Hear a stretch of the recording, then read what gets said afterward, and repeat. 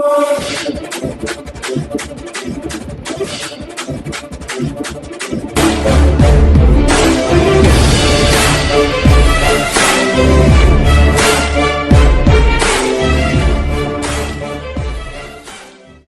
प्यारा हिंदुस्तान न्यूज 24/7 में आपका हार्दिक स्वागत है। नई दिल्ली से बड़ी खबर आ रही है। राफेल का जिन फिर आया बाहर। फ्रांस में सौदे की शुरू हुई न्यायिक जांच। कांग्रेस ने प्रधानमंत्री से की राफेल सौदे की जांच, जेपी से कराने की मांग। सुरजेवाला ने कहा, फ्रांस के पूर्व राष्ट्रपति ओलांद, राष्ट्रपति मैक्रों व पूर्व रक्षा मंत्री एवं वर्तमान विदेश मंत्री हैं जांच के दायरे में। रणदीप सुरजेवाला ने किया दावा, नए खुलासे से कांग्रेस और राहुल गांधी की यह बात सच साबित हुई कि राफेल लड़ाकू विमान सौदे में हुआ है घोटाला। कांग्रेस ने कहा, यह भाजपा बनाम कांग्रेस का नहीं बल्कि राष्ट्रीय सुरक्षा से जुड़ा है मुद्दा।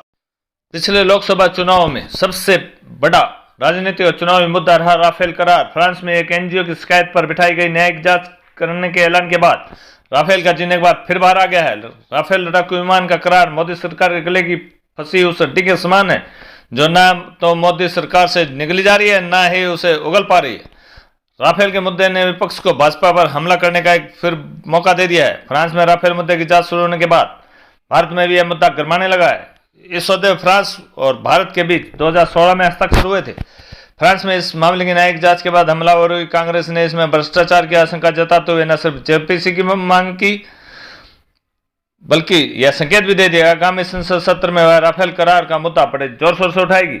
कांग्रेस ने फ्रांस में राफेल विमान सौदे में कथित भ्रष्टाचार की न्यायिक जांच आरंभ होने के दावे वाली रिपोर्ट का हवाला देते हुए शनिवार को कहा कि प्रधानमंत्री नरेंद्र मोदी को सामने आना चाहिए और जेपीसी की से जांच कराने के आदेश देने चाहिए।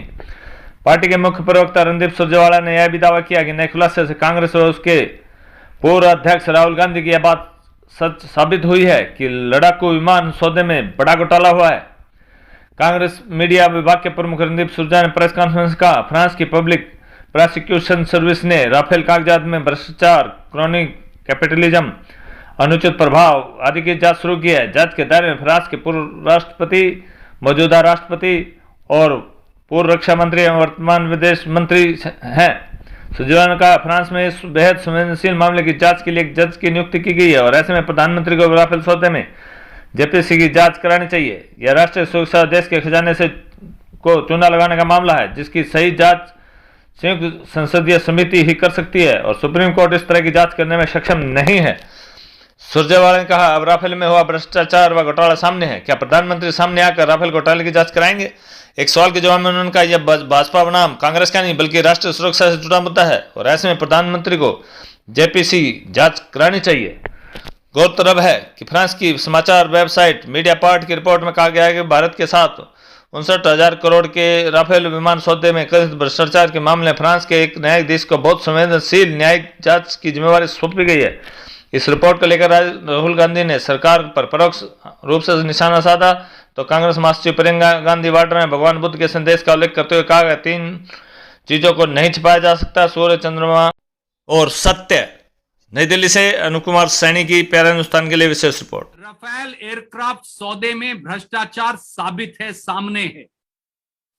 जो कांग्रेस पार्टी और श्री राहुल गांधी कहते रहे हैं वो प्रथम दृष्टि से आज साबित हो गया। 3 पहलू मैं आपके समक्ष रखूंगा। सबसे पहले 14 जून 2021 को फ्रांस के पब्लिक प्रोसिक्यूशन सर्विस पीएनएफ ने राफेल कागजात में भ्रष्टाचार, क्रोनी कैपिटलिज्म, नाजायज तौर से प्रभाव डालने और नाजायज तौर से लोगों को कैंडिडेट बनाने राफेल एयरक्राफ्ट की मैन्युफैक्चरिंग का, उसको लेकर एक भ्रष्टाचार की जांच शुरू कर दी है। कि भ्रष्टाचार की उस जांच में फ्रांस के पूर्व राष्ट्रपति, जिनके समय में राफेल एयरक्राफ्ट की डील मोदी जी ने साइन की थी, श्री फ्रांसवा हॉलैंड, उनकी भूमिका की भी जांच होगी। फ्रांस के मौजूदा राष्ट्रपति श्री इमैनुएल मैक्रोन की भी जांच होगी और उनके साथ साथ उस समय के फ्रांस के रक्षा मंत्री जो आज विदेश मंत्री हैं तथा अनिल अंबानी जी की कंपनी रिलायंस भी जांच के घेरे में है। दूसरा, मोदी सरकार और स्वीटा डील भी अब सामने आ गई है। फ्रेंच वेबसाइट मीडिया पार्ट ने अब एक समझौता जो डसॉल्ट एविएशन और रिलायंस के बीच में हुआ था उसके तथ्य सामने रख दिए हैं कागजात सहित। करिए कि फ्रांस के पूर्व राष्ट्रपति फ्रांसवा हॉलैंड ने बाकायदा एक इंटरव्यू में कहा था कि डसॉल्ट के पार्टनर रिलायंस अनिल अंबानी जी की कंपनी को बनाने का निर्णय में उनकी कोई चॉइस नहीं थी, क्योंकि यह भारत सरकार के प्रभाव में किया गया निर्णय था। और 4 या 5 तथ्य अब उन कागजात से सामने आ गए हैं। पहला तथ्य कि जो DRAL कंपनी बनाई गई, डसॉल्ट रिलायंस एरोस्पेस लिमिटेड, उसमें रिलायंस 51% मालिक है और जो डसॉल्ट है वो 49% मालिक है। इस कंपनी में दोनों भागीदारों द्वारा, रिलायंस और डसॉल्ट द्वारा 169 मिलियन यूरोस इन्वेस्टमेंट अधिक से अधिक करने का निर्णय किया गया। परंतु डसॉल्ट जो 49% हिस्सेदार है वो 169 मिलियन यूरो में से 159 मिलियन यूरो लाने के लिए बाध्य होगी और 51% की मालिक रिलायंस केवल 10 मिलियन यूरो लाएगी। तीसरा हिस्सा, क्लॉज 4.4.1 जो इस समझौते का है डसॉल्ट और रिलायंस के बीच, उसमें क्योंकि जहाज बनाने की सारी तकनीक, सारी विशेषज्ञता तो डसॉल्ट एविएशन लाएगी, तो फिर रिलायंस क्या लाएगी? उन्होंने कहा कि रिलायंस लाएगी marketing programme and services with government of India. ये कौन सी सर्विसेज है विद गवर्नमेंट ऑफ इंडिया असर के अलावा जो रिलायंस लेकर आ रही थी? चौथा, स्वाभाविक तौर से इस समझौते के बाद भारत सरकार की कंपनी हिंदुस्तान एरोनॉटिक्स लिमिटेड जो जहाज बनाती आई है उसको राफेल सौदे से बाहर कर दिया गया।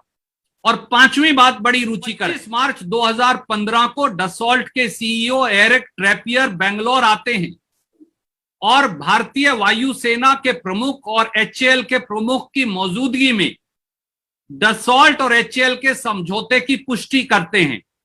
पर 24 घंटे में ही 26 मार्च 2015 को डसॉल्ट एविएशन अनिल अंबानी जी की कंपनी रिलायंस इंफ्रा से अपना नया एग्रीमेंट MOU का साइन कर लेती है। यह 15 दिन पहले है, 10 अप्रैल 2015 से, जब मोदी जी यकायक फ्रांस गए और बगैर किसी को बताए $7.8 बिलियन के 36 राफेल एयरक्राफ्ट खरीदने का निर्णय कर दिया। और साथियों, इसके साथ साथ आपको याद होगा कि हमारे डिफेंस प्रोक्योरमेंट प्रोसीजर में मैंडेटरी शर्त है कि किसी रक्षा सौदे में ना कोई बिचौलिया हो सकता, ना भ्रष्टाचार हो सकता, ना कमीशन दिया जा सकता। और जब 36 एयरक्राफ्ट का सौदा हुआ तो हमारे रक्षा मंत्रालय ने कहा कि यह एंटी करप्शन क्लॉज रखना अनिवार्य है। परंतु फ्रेंच सरकार और डसॉल्ट ने कहा कि हम ये एंटी करप्शन क्लॉज नहीं रखेंगे। और सितंबर 2016 में भारत सरकार, मोदी सरकार ने यह मान लिया। अब इन सारे खुलासों के बाद इन भ्रष्टाचार विरोधी क्लॉजेस को हटा देना और ज्यादा पूरे मामले को संदेह के घेरे में ले आता है।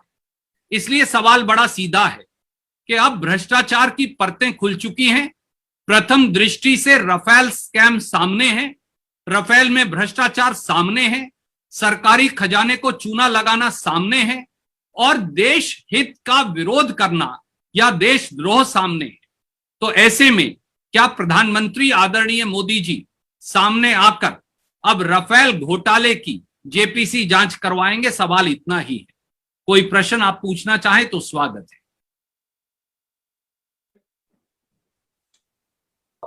रणदीप जी, मैं सवाल पूछना चाहता हूँ रमन न्यूज 24। ये एक बड़ा खुलासा हुआ है जिसको लेकर सरकार की हमेशा भूमिका रही कि पारदर्शी तरीके से इस पूरी घटनाक्रम को सामने नहीं लाना है। और सरकार ने दबाव मीडिया के ऊपर भी बनाया कि मीडिया इसे बहुत ज्यादा पब्लिश ना करे, इसे टीवी पे ना दिखाए। लेकिन इस तथ्य के बाद आपको लगता है भी आपके साथ आएंगे और सरकार पर दबाव बनेगा और आने वाले संसद के सत्र में भी ये एक बड़ा मुद्दा होगा। आदरणीय मित्र, ये कांग्रेस बनाम भाजपा का मुद्दा है ही नहीं। ये मुद्दा इस देश की राष्ट्रीय सुरक्षा से जुड़ा है। ये मुद्दा खजाने को लूटकर चूना लगाने से जुड़ा है। ये मुद्दा राफेल सौदे में भ्रष्टाचार से जुड़ा है। राफेल जहाज एक अच्छा जहाज है जिसकी खरीद कांग्रेस सरकार कर रही थी बहुत कम रेट पर। उसको कई गुना रेट पर खरीदा गया।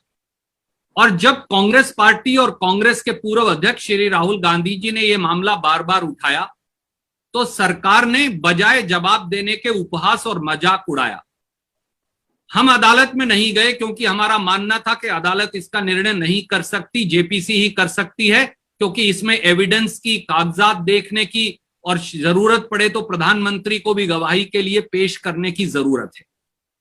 इसलिए इस सारे मामले को लेकर अब फ्रांस की सरकार में फ्रांस की जो पब्लिक प्रोसिक्यूशन एजेंसी है, जब उन्होंने ही प्रथम दृष्टि से भ्रष्टाचार स्वीकार कर लिया, जब उन्होंने ही प्रथम दृष्टि से यह स्वीकार कर लिया कि गड़बड़ झाला और घोटाला है, जब उन्होंने ही एक जज बिठाकर पूरे मामले की जांच शुरू कर दी जिसमें उनके एक मौजूदा राष्ट्रपति और एक पूर्व राष्ट्रपति जांच के घेरे में आ गए, तो मुझे बताइए, जिस देश में यानी हमारे देश में जहां यह घोटाला असली में हुआ, क्या वहां जेपीसी की जांच नहीं होनी चाहिए? जांच अवश्य होनी चाहिए। और मीडिया के साथी हों या दूसरे साथी हों, जो जो इस पूरे मामले को आप पटाक्षेप कर रहे थे या इसको दबाने की कोशिश कर रहे थे, मैं उनसे भी बड़ा विनम्र हाथ जोड़कर अनुरोध करूंगा कि ये राष्ट्रहित का मामला है। ये उन लोगों के खिलाफ मामला है जो देश के खजाने को चूना लगाकर अपनी जेबें भर रहे हैं। और इसमें कौन दोषी है, कैसे कैसे घोटाला हुआ, किस किस ने किया, सरकार में बैठे किन किन सफेद पोशों की भूमिका है, ये सारी खुलकर सामने आनी चाहिए और जेपीसी प्रोब होनी चाहिए। धन्यवाद। राफेल जहाज 126 जहाज यूपीए कांग्रेस सरकार बहुत कम रेट पर खरीद रही थी विद ट्रांसफर ऑफ टेक्नोलॉजी, और यह जहाज हिंदुस्तान में बनता।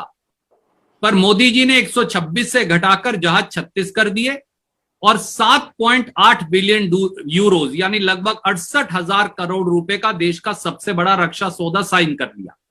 ट्रांसफर ऑफ टेक्नोलॉजी भी नहीं ली और एचएएल को भी निकाल दिया और अपने मित्रों को उसमें रख लिया। इसलिए अब जब फ्रांस की पब्लिक प्रोसिक्यूशन एजेंसी इस पूरे मामले की जांच कर रही है, भ्रष्टाचार की प्रथम दृष्टि से परतें खुल गई हैं, फेवरेटिज्म की और क्रोनिक कैपिटलिज्म की प्रथम दृष्टि से परतें खुल गई हैं, तो हमारे यहां जेपीसी क्यों ना हो? क्योंकि आखिर में इस पूरे मामले की जड़ तो हमारे देश के अंदर है और उन लोगों के अंदर है जो सत्ता की बड़े बड़े मठाधीश बने बैठे हैं। प्रधानमंत्री जी को सामने आकर यह जांच ऑर्डर करनी चाहिए।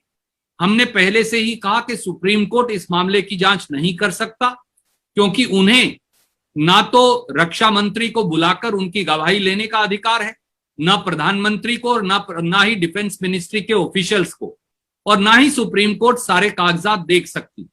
इसलिए जेपीसी ही एकमात्र उपाय है। सर, मेरे 3 सवाल हैं।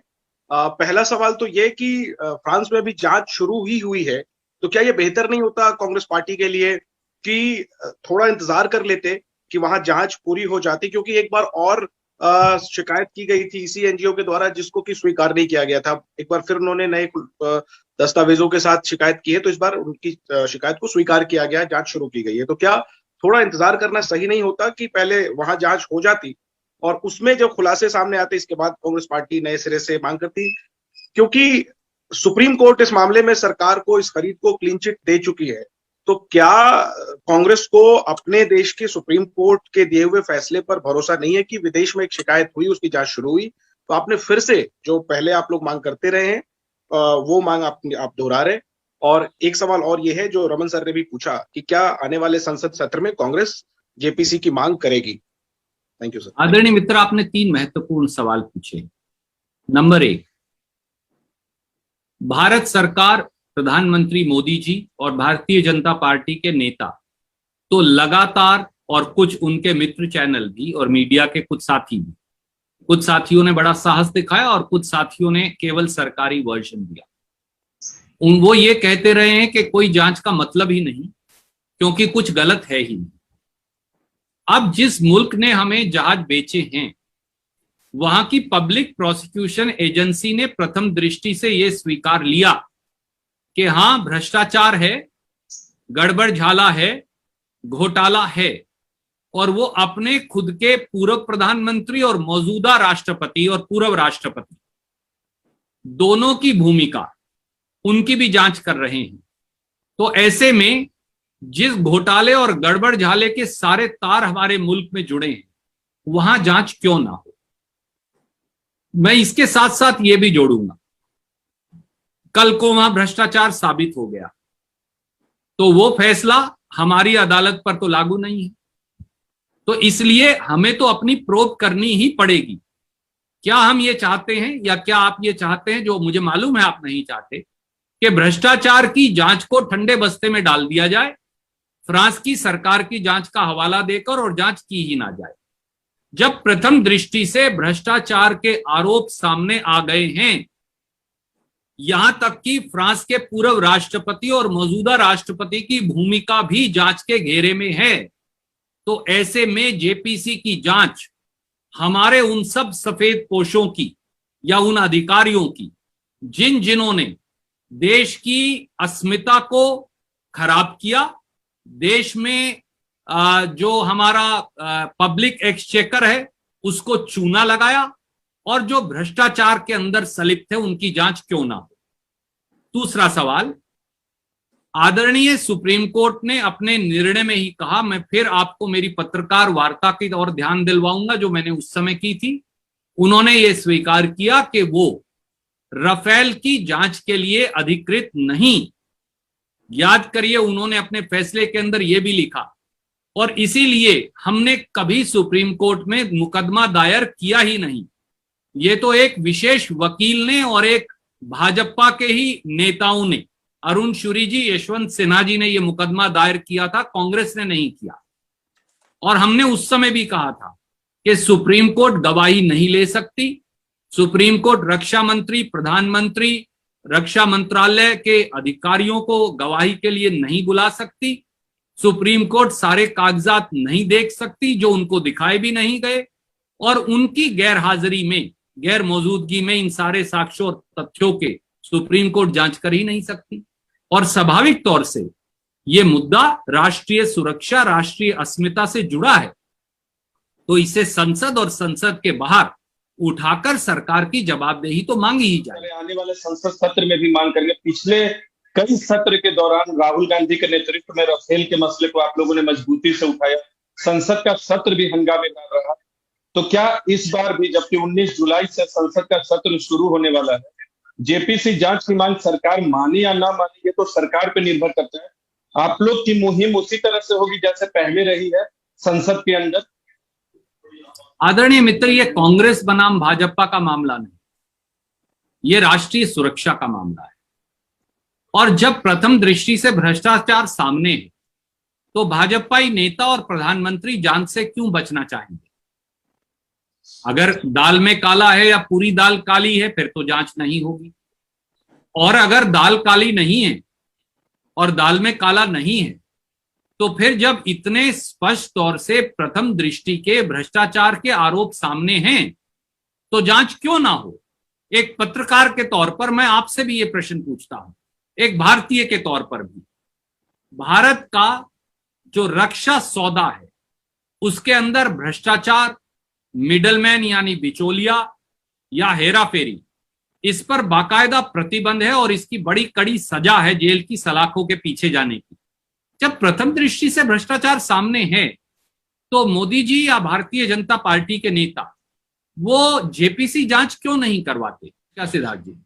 सर, मेरा सवाल ये है कि आप जांच की बात कर रहे हैं, जेपीसी की मांग कर रहे हैं, लेकिन बीजेपी और या रूलिंग गवर्नमेंट हमेशा ये कहती आई है कि जांच इससे भी बड़ी अदालत जो कि जनता की अदालत है वहां पर हो चुकी है, और जनता का मैंडेट जो है वो प्रधानमंत्री मोदी के साथ है।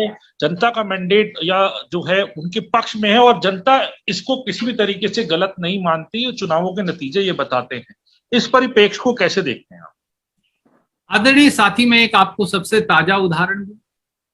प्रधानमंत्री माननीय नरेंद्र मोदी जी ने स्वयं की और पूरी सरकार की प्रतिष्ठा पश्चिम बंगाल के चुनाव में लगा दी।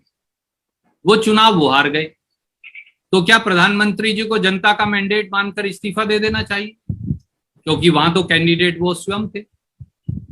आदरणीय मित्र, चुनाव एक चीज है, पर चुनाव के साथ साथ पारदर्शिता, जवाबदेही और भ्रष्टाचार रहित शासन, ये हमारे संविधान की परिपाटी हैं, जो पंडित नेहरू, बाबा साहब अंबेडकर, सरदार पटेल, डॉक्टर राजेंद्र प्रसाद, मौलाना अब्दुल कलाम आजाद और स्वतंत्रता सेनानियों ने बनाया है।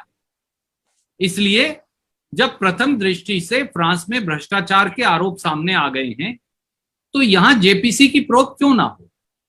इसका विधानसभा या लोकसभा के चुनाव से क्या जुड़ाव हो सकता है? क्या आप ये कह सकते हैं कि कोई व्यक्ति अगर मुख्यमंत्री चुना गया या अमुक प्रांत में सरकार चुनी गई, तो क्या आप ये कह सकते हैं कि फिर उन्हें भ्रष्टाचार करने का लाइसेंस मिल गया कि वो पूरे प्रांत या देश को बेच खाएं? मुझे विश्वास है कि आप ये कदापि नहीं कहेंगे। इसलिए जनता का मैंडेट होता है सरकार बनाने और चलाने के लिए, भ्रष्टाचार करने के लिए जनता का मैंडेट नहीं होता, और ये भ्रष्टाचार का मामला है।